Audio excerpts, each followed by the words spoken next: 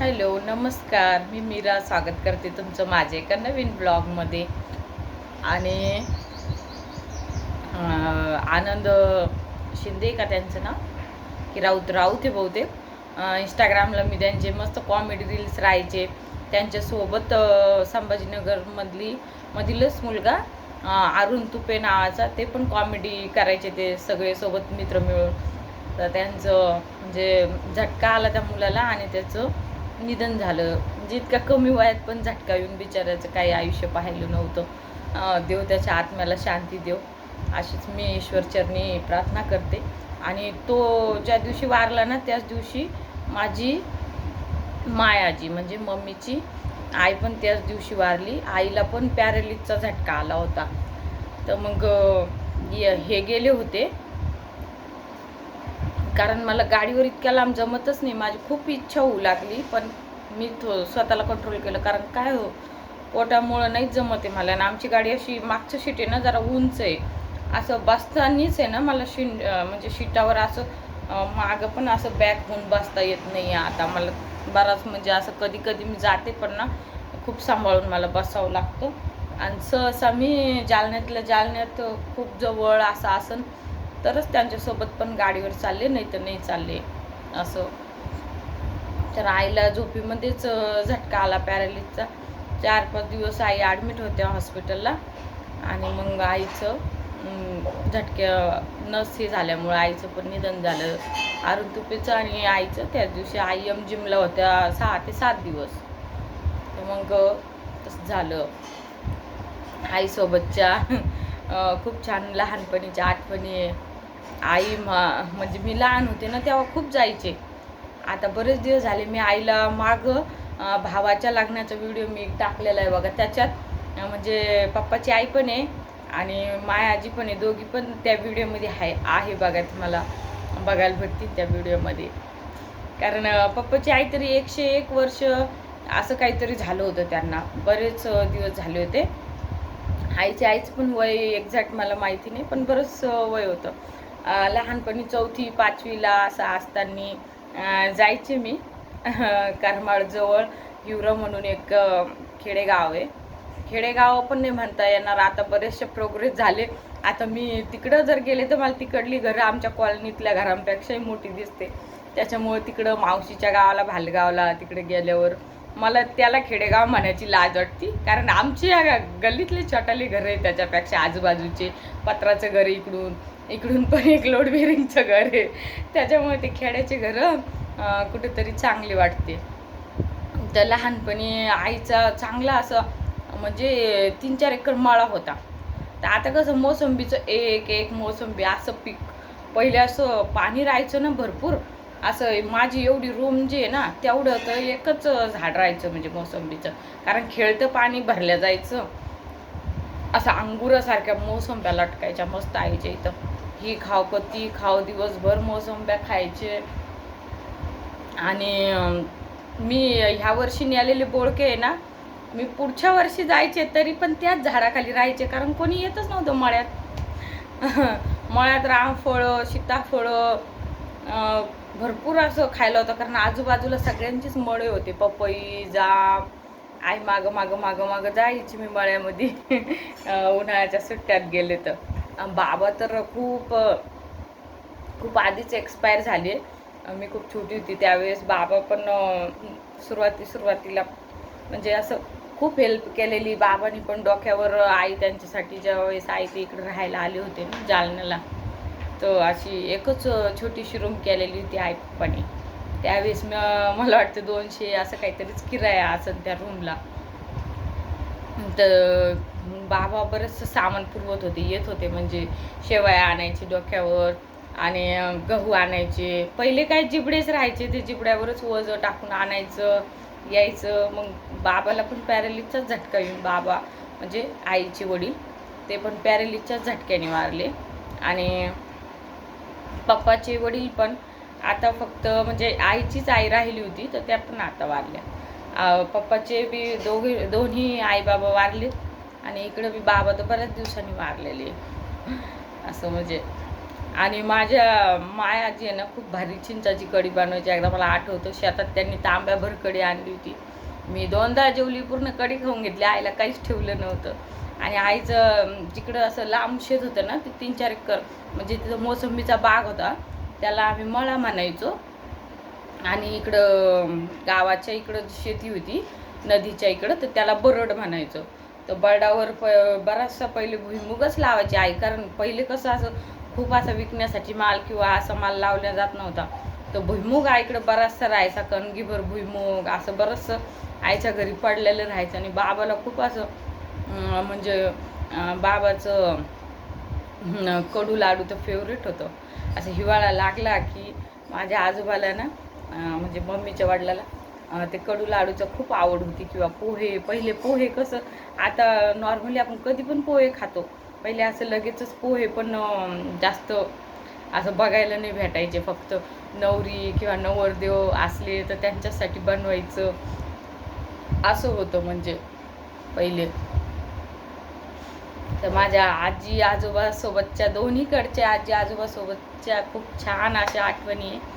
पण म्हणजे ते गेल्यावर आपण काय हे करणार आहे ना, जोपर्यंत आपण ते जिवंत आहे तोपर्यंतच. मी जर त्या साईडला गेले ना मावशीच्या घरी किंवा बहिणीच्या घरी, तर मी आईला गावात जाऊन भेटल्याशिवाय कधीच यायचे नाही. कारण माझ्या लेकरांना मला तिथले आसरा आहे, तर मग मी आईला घेऊन जायचे किंवा मामीला घेऊन जायचे आसऱ्याचं दर्शन वगैरे करण्यासाठी. लास्ट टाईम मी ज्यावेळेस गेले होते ना आरूला, त्यावेळेस आईने 500 रुपये पण दिले होते. म्हणजे गावात जातच होते मी आईला भेटायला. दूर असल्यामुळं जास्तच बरेच 2-3 वर्ष तर जाणं व्हायचंच नाही. आता इच्छा खूप होत होती, पण नाविलाज होत होता, असं होत होतं.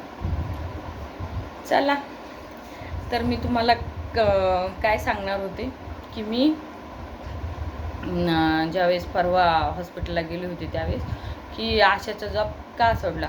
आशाचा जॉब हे ना, एक तर क्वारंटाईनमध्ये मला क्वारंटाईनमध्ये लागला होता. म्हणजे आधी इंटरव्ह्यू देणं झालं होता, तर इंटरव्ह्यू बराचसा हार्ड राहतो त्याचा. असं वाटत असेल तुम्हाला की आशा वर्करच आहे आणि खूप इझी इंटरव्ह्यू राहतो. नाही, 15 ते 20 जण बसलेले राहतात, ऑफिसर लोक सगळे त्यांचे क्वेश्चन विचारत राहतात. आपलं किती ते आन्सर सांगण्यावर कॉन्सन्ट्रेट आहे हे पण त्यांचं लक्ष राहतं. आणि माझी तब्येत त्यावेळेस त्यांना खूप जास्त बारीक दिसत होती. तर मला म्हणे, तुम्हाला फिरणं आणि ह्या सगळ्या गोष्टी जमणार आहे का. तर मी त्यांना सांगितलं होतं की हो मला जमन म्हटलं. मी सध्या पण 8 ते 8 म्हणजे 11 ते 8 कपड्याच्या दुकानवर काम करते म्हटलं. तर माझं स्टॅमिना चांगला आहे म्हटलं कामाचा, असं म्हणजे. आणि मग ते इंटरव्ह्यू देणं झाला आणि मग मध्यंतरी काहीच नाही समज. मग कोरोना सुरू झाला. कोरोनामध्ये पण आहे ना आमची दुकान चालूच होती कपड्याची, पण मग मी आहे ना जायचे दुकानात. म्हणजे कस्टमर आले की आमचे शेट काय करायचे, ते उघडायचे शेटर, कस्टमरला आत घ्यायचे. पूर्ण लग्नाचं सीझन होतं, कारण त्यावेळेस जरी कोरोना असला ना भरपूर लग्न आणि भरपूर डिलिव्हरी झाले ते कोरोनामध्ये पण. तर मग ते काय करायचे, शेटर उघडायचे. मग आम्ही कस्टमर करायचो. कस्टमर झाले की परत उघडून त्यांना बाहेर काढून द्यायचो. आमच्यासाठी कोरोना बिरोना काही नव्हतं, कारण किती पण मास्क लावला तर त्यावेळेस भीतीच इतकी होती ना. मग असं काही व्हायचं. मग घरी यायचे मी, घरी मुली राहायच्या, मला ते पण भीती वाटायची की मुली बाहेर खेळते की काय. पण त्यांना एकदा सांगून गेले ना मी, मोबाईल त्यांच्यासाठी ठेवून जात होते मी घरी. माझ्याकडे त्यावेळेस विवोचा एक छोटासाच मोबाईल होता, तर तो मोबाईल मी मुलींसाठी घरी ठेवून जात होते. तर मग आई यायचे, माझ्या घराची इकडून बोळी आहे, बोळीने डायरेक्ट बाथरूममध्ये जायचे, आंघोळ वगैरे करायचे आणि मगच घरात यायचे. पण त्यावेळेला खूपच स्ट्रिक्ट झालं. इकडं पण 2-3 जण एक्सपायर झाले आजूबाजूला. आणि म्हणजे मला पण, मी कामाला जाते म्हणून बरेच जण मला पण बोलायचे नाही की ही येईन बाहेरून कोरोना घेऊन आम्हाला देईन कोरोना. होतं त्यावेळेस तसं. चांगले जवळचे असं करायचे. मला खूप ते दिवस आठवते आता. मी पण माझी कामाला जायचे ना, तरी समज मुलींसोबत खाऊन पिऊन समज म्हणजे एक त्यावेळेला मला 50 काय हजारात माझं शॉर्ट गंठन बसलो होतं. ते करून माझ्या अकाउंटला 60 ते 70 हजार बॅलन्स होतं. म्हणजे एकटीने मी बरं का, एकटीने काम करून तेवढं, कारण जाणं येणं माझा खर्च पण मी भागवायचे घरातला, हे सगळं करून म्हणजे. तर ते तेवढं बॅलन्स होतं. मग असं मग जास्तच कोरोनाचं वातावरण वाढलं. पण मग दुकान पण बंद राहिली, 8 ते 15 दिवस बंद राहिली. मग मी पण नाही गेले, कारण शेट फोन करायचे मग चालू झाली की आज जावा असं. मग बंद होती. मग घरातच स्वयंपाक पाणी वगैरे करायचं, खायचं असं होऊ लागलं. फ्रूट चांगली येत होते. आमच्या इकडून नाव आहे जवळ, तर इकडून फ्रूटवाले छान येत होते. फ्रेश अंगूर, टरबूज, फ्रूट खाणं पिणं खूप छान चालू होतं आधीच. अंडे वगैरे, चिकन, कारण कोरोना आहे म्हणून माझ्याकडे स्कूटी होती. मी जायचे, घेऊन यायचे बाहेरून सगळं, लगेचच घेऊन यायचे, बास वगैरे लावून जायचे. मग असंच करत करत मग सेविंग तर आहे, ते एवढं पण टेन्शन नव्हतं डोक्याला. पण मग तरी पण असं म्हणजे RD हे ते त्यावेळेला पण माझं थोडं थोडं सेविंग मला करायची सवय. म्हणजे मी कामाला लागले तसं माहिती होत गेलं, एकटीवर जिम्मेदारी पडली, तसं करत राहिले. खुर्चीवाला आलता गल्लीत तर करत राहिले. तर मग ते म्हटलं चालू आहेच आपले हप्ते वगैरे, ठीक आहे म्हणलं, जे मिळेल ते काम केलं कोरोनाच्या वेळेस. म्हणजे अगदी आमच्या इकडं कंपनीचं मला वाटतं जिंदलवाल्याची शेती होती ती, तर आम्हाला तिथून 220 रुपये रोज भेटत होता. पण जे नेणारे होते आम्हाला गाडीमध्ये, ते आम्हाला 180 रुपये रोज द्यायचे. कधी 160च 160च, 180 पण नाही, 160 रुपयेच रोज द्यायचे. तिकडून 200 होता, पण हे 160 द्यायचे, कारण त्यांच्या गाडीत जात होतं ना आम्ही, त्याचे 20 रुपये ते काढून घ्यायचे. तर कोरोनामध्ये मग ते पण काम केलं मी. प्राचीला आईजवळ ठेवायची, श्रुती लहान होती त्यावेळेस, आरू थोडी टणक होती, पण तिचं दुखणं जास्त चालू राहायचं, ताप येणं हे येणं. मग तिला सोबत घेऊन जायचे, डबा वगैरे घेऊन. म्हणजे मग असं शेतीतलं काम, निंदणी खुरपणी मला येत नव्हतं पण केलं. एकदा तर बापरे, ते कंपनीची शेती होती ना ती, तर असं खूप मोठाले 500-1000 लिटरच्या ड्राम, मोठं असं शेण आणि ते गोमित्र ते सगळं मिळून त्यांनी हे करून ठेवलेलं होतं. आणि 5-5 लिटरची कॅन आहे ना, एक झाडाला टाकायची होती. आता अनुभव येतो प्रत्येक गोष्टीचा. बापरे, मी गेले ड्रेस घालून, आणि तब्येत मी म्हणले त्यावेळेस माझं 36-38 मे बी वजन होतं. कमी झालं होतं वजन, कारण टेन्शननी, कारण ते पहिल्या हजबंड नेमकं तेव्हा जाऊन 3-4 वर्ष झाली होती, पण तरी पण एक टेन्शन होतं डोक्यामध्ये. एकटी होते, एकटी मुलींना पाहत होते, सगळं टेन्शन डोक्यात होतं. मग ते 5-5 लिटरचं कॅन आहे ना, एक झाडाला टाकायचं होतं. कशाची झाड होती, भेंडीची होती बहुतेक, की काय होतं मला आठवायला नाही आता, पण ते एक कॅन टाकायची होती, म्हणजे एका झाडाला. हा ते होतं 3 ते 4 एकर. तर ते टाकून पूर्ण ड्रेस, आणि पाऊस पडलेला. म्हणजे शेतवल्लच होतं ते, असं चिखल, भरपूर पाय भरले. आणि भलती ती दैन झाली. तिथला जे मॅनेजर होतं ते म्हणे, पोरगी येत नाही म्हणे उद्या. पण मी पण एवढी जिद्दी होती, किती हार्ड काम असो मी जातच राहिले. म्हणजे जातच राहिले. दुसऱ्या दिवशी पण आले, ते हापाचक झाले, बापरे पोरगी आली म्हणे. असं म्हणजे रिसंट खरंच ॲक्च्युअलमध्ये इतकं ते काम हार्ड होतं ना. हार्ड तर नसन रोज करणाऱ्यांसाठी, पण आपण शेतीतलं काम कसं, आता मी पण रोजानी बाया लावते शेतीत. आता माझी जाऊबाई येत्या, त्या कसं 10-11ला येतात, दुपारी 1-1.5 घंटा जेवायला, म्हणजे त्या पण तेवढाच वेळ थांबते, मी पण तेवढाच वेळ थांबते. आणि मग 5ला असं तर सुट्टी पण होऊन जाते, घरी चालल्या जाते सगळी. नॉर्मल आपल्या शेतीतलं काम. इथं तसं नव्हतं, कंपनीचं शेत होतं ना हे. 9चा टायमिंग फिक्स आणि 6चा टायमिंग फिक्स, 6पर्यंत काम करायचं असं होतं. तर बापरे, ते तसं होत होतं. एक तर दुपारी डबा घेऊन जायचो, जेवण वगैरे करायचो. ते झालं, ते काम शिकले, ते टाकणं झालं. मग बरेचसे असे तिथं जे पण कंपनी मल्चिंग तिथं शिकले मी. मल्चिंग काय प्रकारे मला माहीत नव्हता. एक कॅरी बॅग आथरावं लागती, आणि त्याला असं ते गोल राहतं, ते छिद्र टाकत गेलं ना, मग त्याच्यामध्ये एक प्लांट आपल्याला लावावं लागतं प्लांटच्या खड्ड्यामध्ये. आणि ते पन्नी उडू नये म्हणून दोन्हीकून पण थोडंसं मातीचं ओझं टाकावं लागतं. प्रत्येक फील्डचा अनुभव जरुरी हो. मल्चिंगमध्ये काय मला माहीत नव्हतं, तिथं माहीत झालं. तिथं मिरची वगैरे भरपूर होतं आणि ते शेतीचं असल्यामुळे काय आहे ना, किती पण नाही म्हटलं तरी मिरच्या वगैरे, टरबूज खायचे जे पण आयटम होते ना, कढीपत्ता हे आपलं कोथिंबीर, ते पण शेतात राहायचं ना, ते आम्ही पिशवीमध्ये येताना सगळ्याच बायका थोडं थोडं घेऊनच यायच्या. म्हणजे थोडंफार आमचं कसं भाजीपाल्याचा प्रश्न त्यावेळेस मिटल्यासारखा होता. असं मग ते त्याच्यावर म्हणजे निघले बरेचसे दिवस, 15-20 दिवस, महिनाभर आम्ही ते काम केलं. अक्षरशः आंबडपर्यंत शेती होती, तर आंबडपर्यंत आम्ही त्या क्रुझरमध्ये गेलेलो त्या शेतीतल्या कामासाठी.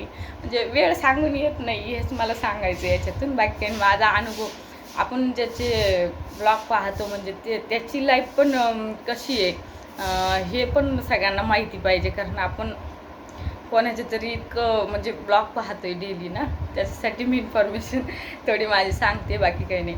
आणि एक कोरोनाचा अनुभव पण तुम्हाला सांगते. मग ते झालं. मग आशाचा मी इकडं आमच्या इकडं जामवाडी म्हणून आहे, तिकडे एक शेती आहे त्या कंपनीची. मग तिथंच असताना मला कॉल आला की तुमची ऑर्डर आली. कशाची? आशाची. मग त्यांनी लगेच बोलवलं मला. आले. मग आशाचं अगदी 8-15 दिवस, बरेच दिवस आशाचं चालू होतं. तर तेवढे ड्युट्या केल्या आशाच्या. पण झाल्या असं माझा फायदा काहीच नाही झाला, कारण आशाची ड्युटी केली मी आणि नंतर पगारपत्रच नाही भरलं. माझ्यासोबतच्या सगळ्यांना चांगली पेमेंट आली, 20-20, 25-25, आणि मी ते पगारपत्र नाही भरलं. आहे उजाड राहू दे, पगारपत्र भरलं नाही आणि त्याच्यामुळं मग मला ती पेमेंट पण नाही आली तेव्हाची. पण खूप काम केलेलं कोरोना काळामध्ये पण. भरपूर असं म्हणजे ते पेशंट त्याची BP चेक करायची, इंजेक्शन झालं ते किती वेळ, अर्धा घंटा बसवायचं त्यांना, चक्कर वगैरे येते का बघायचं. असं म्हणजे घरी मुलींसाठी तर स्वयंपाक करायचे 5-6 पोळ्या आणि ते, पण मला खायला वेळ नव्हता, लवकर पळावं लागायचं. तर तिथं थांबायचं, त्यांची एंट्री, नावं लिहून घ्यायचे, आधार कार्ड लिहून घ्यायचं, आधार नंबर लिहून घ्यायचं, मोबाईल नंबर लिहून घ्यायचं, त्यांना बसवायचं. सगळ्यांना एक बिस्किट पुढे होते वाटण्यासाठी. सगळ्यांचं देऊन झाली की संध्याकाळी 5-6 बॉक्स उरायचा. तर त्यातले मुलींसाठी घरी सगळेच आम्ही 5-6 पुढे असे घेऊन जायचो, जे पण उरण बॉक्समध्ये. कारण ते आद्विक म्हणून एक क्लब होतं, त्यांनी खूप सेवा केलेली कोरोना काळामध्ये आमच्या जालन्यात आहे, शिवाजी पुतळ्याला. तर त्यांनी बरीच सेवा केलेली त्या कोरोना काळामध्ये.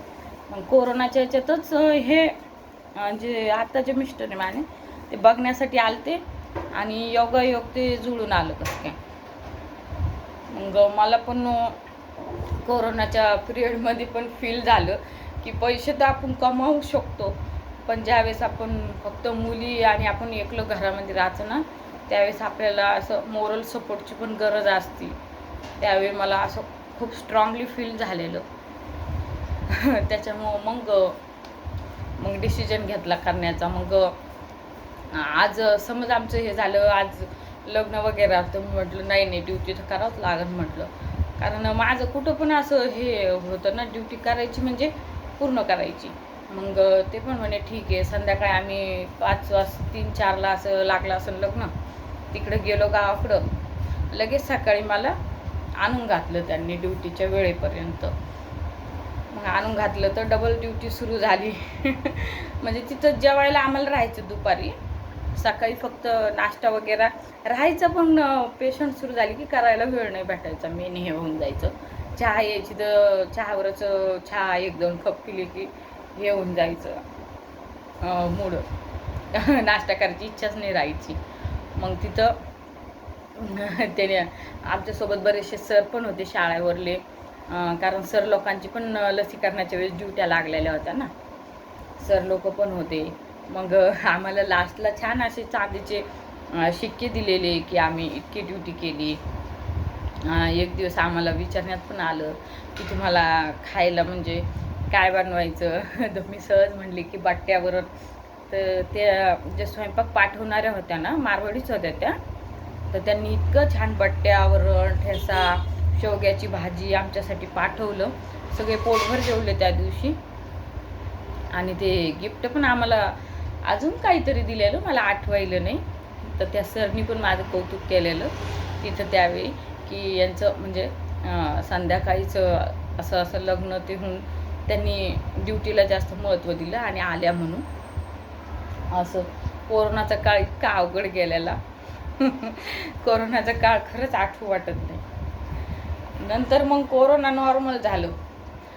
लोकांना पण लक्षात आलं काही नाही, अरे पॅरासिटामॉल गोळी खाल्ल्याने पण हे होऊन जातं, म्हणजे नॉर्मलाइज होऊन गेलं नंतर ते, आहे की नाही. तर असं झालं. मग ती ड्युटी केली आणि जे माझ्यासोबतचे एएनएम होते ना, ते काय करायचे, मला म्हणजे 9ला ये. आता 9ला घरचं काम आणि स्वयंपाक होत असतो का इतक्या सकाळी, मुली जरी 2 असल्या फक्त तरी पण. मग मी 9ला गेले की म्हणायचे इतक्या लवकर का, नाही तर थांबा म्हणायचे. मग 11पर्यंत 2 घंटे मला तिथं थांबून घ्यायचे, 12पर्यंत, कारण माझ्याकडं स्कूटी होती. त्यांचं ते लसीकरणाचं ते बॅग ते पूर्ण मला न्यायला लावायचे. किंवा मग एखाद्या वेळेस लसीकरण ठेवून पण घ्यायच्या, मला सांगायचेच नाही की लसीकरण झालं म्हणून. असं मला ते करू लागले होते. आणि 2 आशामध्ये 3000 लोकसंख्या होती, 1,500. तर ती जी जुनी आशा होती तिने काय केलं, अर्धा पूर्ण तिचा जो भाग आहे ना, तो माझ्याकडून गोडीने पूर्ण सर्वे करून घेतला. माझ्यासोबत यायची, एकटीला फिरायला दिलं, बोर होत होतं ना. आणि त्यावेळेस श्रुती ॲडमिट, आणि माझी बहीण आलेली घरी, तर तिचा फोनवर फोन यायला, कधी यायली. तिचा एरिया करून घेतला. आणि माझ्या एरियाची सुरुवात झाली ना, तर त्यावेळेस तिने काय केलं, बंद घराचे पण नावं टाकून दिलेले, म्हणजे मला पूर्ण बंद घरच आले आणि टाकून दिलेले. आणि तिचा सर्वे झाला मग करणं. मग माझा एरिया सुरू झाला, मग सर्वे सोडून द्याला तिने, मला करू नाही लागली सर्वे. आणि मग इतकं पण त्यांनी, मग ते बहीण आली ना, मी ती इतक्या लांब आली औरंगाबादहून, गेवराई औरंगाबाद जवळ गाव आहे. तर तिला मी घाई नुसती मटकीन पोहे बनवली, इतके त्यांचे मला फोनवर फोन यायले त्रास द्यायला. आणि मग मी काय केलं, ते खूप त्रास ते देऊ लागले ना त्यावेळेस, मग मी सोडून दिलं ते. मग मला नाही ॲडजस्ट होऊ लागलं, कारण मग माझ्या ह्याच्यात लोकसंख्या पण नाही भरू लागली, म्हणजे मला काहीच 3000 पण नाही पडू लागली ना पेमेंट. एक तर आशाची पेमेंट, जे पण आशा वर्करमध्ये काम करते त्यांना माहिती आहे, आशाची पेमेंट 9-9, 10-10 महिने येत नाही. फक्त त्याच्यावरच अवलंबून राहायला जमत नाही, घर पण चालवू नाही. हे सगळं लग्न होण्याच्या आधीची गोष्ट आहे. तर मग मी काय केलं, मग परत एका दुकानावर लागले होते, पण तिथून पण ते मालक सुट्टी देत नव्हता. मग मला ते हे होऊ लागलं, एक तर कोणतं पण एक करणं मला भाग झालं. त्याच्यामुळं मग मी सोडून दिलं. हालाकी मला आशाची एक्झाम होत असतात पा, प्रत्येक एक्झाममध्ये मला 94 असे मार्क पडलेले, चांगले मार्क पडलेले. म्हणजे ज्यावेळेस माझ्या खेड्यांच्या आशासोबत मी हे केलं त्यावेळेस. आणि ज्या आमच्या शहरी आशा होत्या ना, त्या खूप असं ढासपूस करायच्या, म्हणजे असं मला वेगळंच फील व्हायचं त्यांच्यामध्ये. आणि ज्यावेळेस दुसरं म्हणजे एक बॅच होऊन गेली आणि दुसरी बॅच ज्यावेळेस घेतली ना, त्यावेळेस मला फुल टू मार्क पडले. म्हणजे एक हे करायचं, ते असं हॅरेसमेंट केल्यासारखं कुठंतरी, म्हणजे मला तिथं कम्फर्ट फीलच नाही झालं त्या जॉबमध्ये. आणि ते असं आपण इतकं हुशार असून पण ते आपल्याला असं फील करायचे की नाही तुम्हाला काही कळतच नाही असं. म्हणजे एक वेगळंच हे होतं, वातावरण पण एक वेगळंच होतं. म्हणजे मला एवढं हे नाही झालं. एक चांगलं आहे ते सोशल वर्क आहे, पण त्याच्यात पण असं म्हणते ना कोणी की तुम्हाला वेळ भेटेल त्या वेळ द्या, असं काही नाही आहे. जेव्हा फोन केलं तेव्हा उठसूट पळावं लागतं, असं आहे त्याच्यात पण. त्याच्यामुळं मग मी म्हटलं नाही, आपल्याला नाही जमत मुली पाहून. आणि हे आल्यावरसुद्धा मग यांचं डबा वगैरे इतका, म्हणजे एकदा गेल्यावर मीटिंगच 4-5ला सोडत होते त्या मॅडम. मग मीटिंग 4-5ला सोडल्यावर मग घरी येऊन कामं कवा करावं घराची, असं पण आहे ना. आणि नुसते 3000साठी किंवा 2000साठी दुसरं पण एखादं मी काम करू शकते. मला दिवसभर अडकून राहण्याची काय गरज आहे, आणि इतकं सगळ्यांचं बोलणे ऐकण्याची, टेन्शन घेण्याची. मला ते कुठंतरी नाहीच हे झालं. म्हणजे चांगलं असन मे बी ते, मी काय राजीनामा नाही दिलेला, परत करू शकते मी ते, पण माझी नाहीच ही इच्छा. म्हणजे एक आवड पण असते ना आपली, की ज्यात आवड आहे त्यातच करायचं. तर मला नाही त्यात असं फील झालं की मी तेच करायला पाहिजे क्षेत्र म्हणून. फक्त मला एक माझी हे पाहायचं होतं की माझ्यात किती कॅपॅसिटी आहे, मी लागते की नाही लागते, मी करते की नाही करते. म्हणजे पण आहे आपल्यात कॅपॅसिटी, आपण सगळं करू शकतो. माझ्या याच्यावर मला लागलं म्हणजे चांगलंच आहे, मी केलंच क्रॅक ते, आहे की नाही. आपल्यात हिंमत असते, आपण सगळं काही करू शकतो, फक्त आपण भीत असतो. कारण लग्न झाल्यावर पण मिस्टरांना म्हणायचे मी पहिले की मी शिकलेली, मी हे करू का ते करू, काय नको करू, बस घरी बस घरी. असंच म्हणजे प्रत्येक नवऱ्यानं जास्त बायकोला ते खूप कॅज्युअली घेते, पण तसं नसतं. आपण पण सगळ्या गोष्टी करू शकतो. फक्त हे काय असतं, आता ते पण आपल्यासोबत शिकलेले असते. आता मुलं पण आपल्यासोबत शिकलेले असते, पण मेन होतं काय, मुलं फक्त कंटिन्यू चालू ठेवते आणि अनुभव घेते, बस, बाकी काहीच नाही. आणि आपण काय होतो, एक लेकरू झालं ना तेव्हा मुलामध्ये अटॅचमेंट होऊन जाते आपली, लहान मुलामध्ये. मग आपल्याला टेन्शन येतं की मग कसं ॲडजस्ट करणार त्याला. ते पण बरोबर आहे, घरचे लोक पण चांगले पाहिजे, बाळासोबत पण कोणी पाहिजे, आहे की नाही. त्यावेळेसच सगळ्या गोष्टी शक्य होत्या. आणि त्याच्यामुळं मी ते जॉब सोडला होता, म्हणजे बाकी काहीच नाही. चला, हा व्हिडिओ खूप लॉंग झाला आहे, मिनटं बघते मी, 25-26 मिनटाचा व्हिडिओ झाला. तुम्ही पण बघून बघून बोर होऊन जासाल. हा व्हिडिओ मी इथंच संपवते. आणि व्हिडिओ जर आवडला असेल तर प्लीज व्हिडिओला लाईक करा, शेअर करा आणि सबस्क्राईब करायला विसरू नका. धन्यवाद, बाय बाय.